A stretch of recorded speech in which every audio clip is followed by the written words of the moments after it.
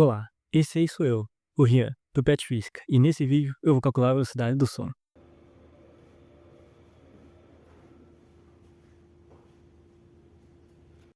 O mais belo exemplo de som é a música, seja de um assovio,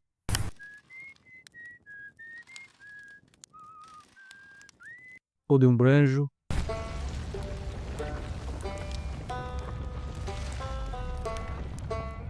ou uma dupla improvisada.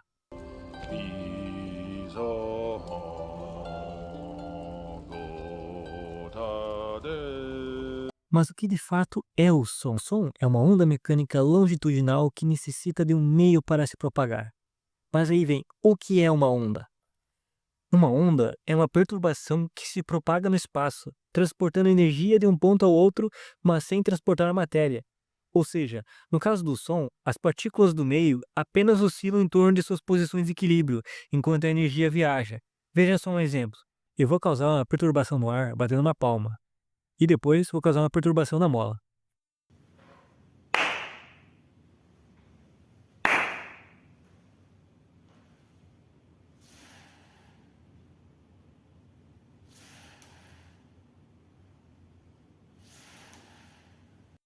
Agora veja este outro exemplo de vibração, semelhante às cordas de um violão ou de um banjo.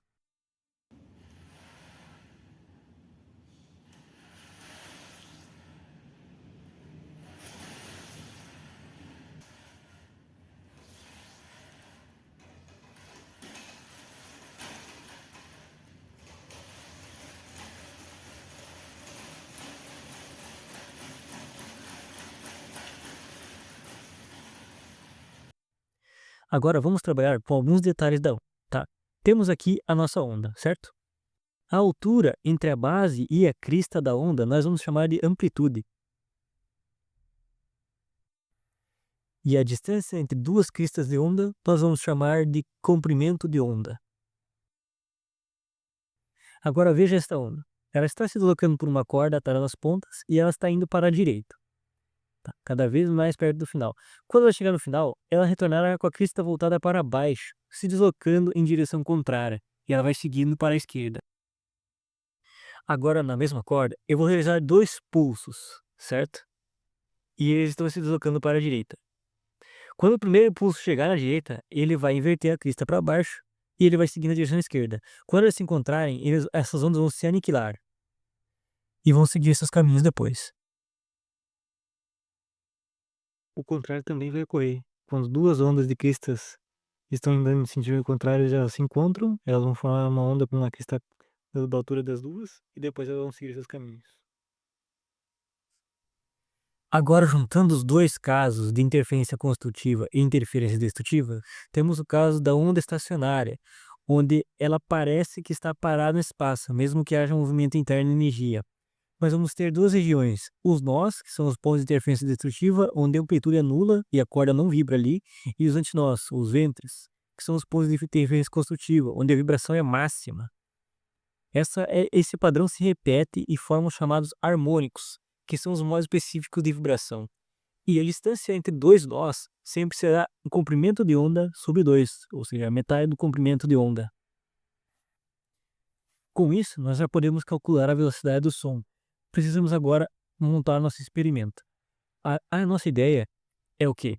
Nós vamos ter um gerador de onda, que vai estar gerando uma certa frequência conhecida, e nós vamos ter um tubo preenchido com água, certo? E a gente vai variar a altura desse tubo, fazendo com que múltiplos do comprimento de onda caibam nesse tubo com água, certo? E a gente vai variar para encontrar esses dois primeiros harmônicos que a gente precisa para calcular a velocidade do som. Nós vamos medir a distância entre esses dois nós, multiplicar pela frequência e vamos então encontrar a velocidade do som. Bom, aqui nós vamos ter um tubo preenchido com água, uma garrafa com água, e um tubo que a gente vai colocar nessa garrafa e vai variar a altura desse tubo, variando a altura da coluna de ar dentro dele, certo? A gente vai usar um gerador de tons, certo? Pelo celular, a gente vai gerar o tom e vai variar a altura encontrando os nós, certo? Os nós são bem característicos e vai gerar uma amplitude muito alta. Você vai notar presencialmente um aumento do volume muito, muito alto. Botei aqui uma frequência de teste para vocês verem o fenômeno da ressonância. Vou variar a altura do tubo.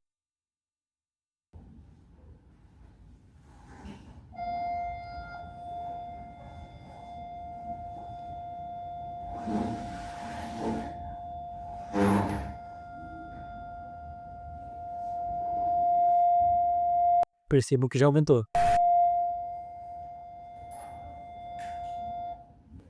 Para anotar as alturas, nós vamos usar 2 elásticos, certo? A gente vai colocar o elástico na altura do primeiro nó, depois o elástico na altura do segundo nó e medir a distância entre os 2 elásticos, certo? Agora vamos para a prática. Para o gerador de tom, vamos utilizar esse aplicativo chamado Physics Toolbox. Vou deixar o link na descrição se possível, certo? Vamos usar a função de gerador de tons e vamos gerar 3 frequências para ter um valor médio, certo? Vamos começar com 900 Hz, depois para 1000 Hz, depois para 1100 Hz.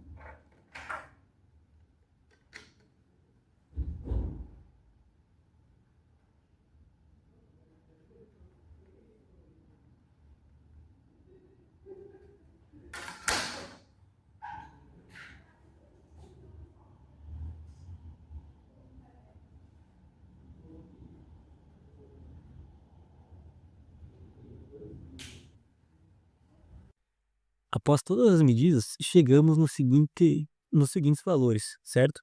Para 900, 1100, 1100 Hz, encontramos 17,5 centímetros, 16,5 centímetros e 15,4 centímetros. Essa é a distância entre dois nós, né? Temos que multiplicar por 2 para termos o comprimento inteiro de onda. Multiplicando isso pela frequência, nós vamos encontrar a velocidade para cada frequência de onda que a gente mediu ali, certo? É para ser a mesma velocidade. Porém, o que acontece? Nós temos um erro associado à nossa medida. Tá vendo que o nosso elástico ele é meio diagonal, meio tortinho assim? Bom, isso acontece. Eu estou usando elástico. Eu poderia medir de outras maneiras mais inteligentes que diminuísse esse erro, mas eu usei essa de propósito para vocês perceberem isso. Na experimentação, temos que levar em consideração todo o erro que a gente for ter na nossa medida. E esse elástico torto, assim, é um dos erros que apareceu na nossa medida. Por isso que nós encontramos 3 valores diferentes para a velocidade, mas foi um valor bem próximo, certo? Também temos o erro com a régua e o erro ao olhar, também quando você mergulha algo na água tem um desvio da luz e tudo isso vai afetar a nossa medida. E esse valor teórico que eu coloquei aqui é para 0 graus Celsius, certo? A velocidade do som varia conforme a temperatura. Então, o ideal seria encontrar cerca de 343 metros, mas encontramos um bom valor, apesar do erro. E assim chegamos ao fim do nosso vídeo, do nosso experimento. Muito obrigado a todos aqueles que acompanharam. Quaisquer dúvidas, apenas escrever nos comentários, estaremos respondendo, nós do Pet Física. E muito obrigado pela atenção. E a gente se vê por aí. Até mais.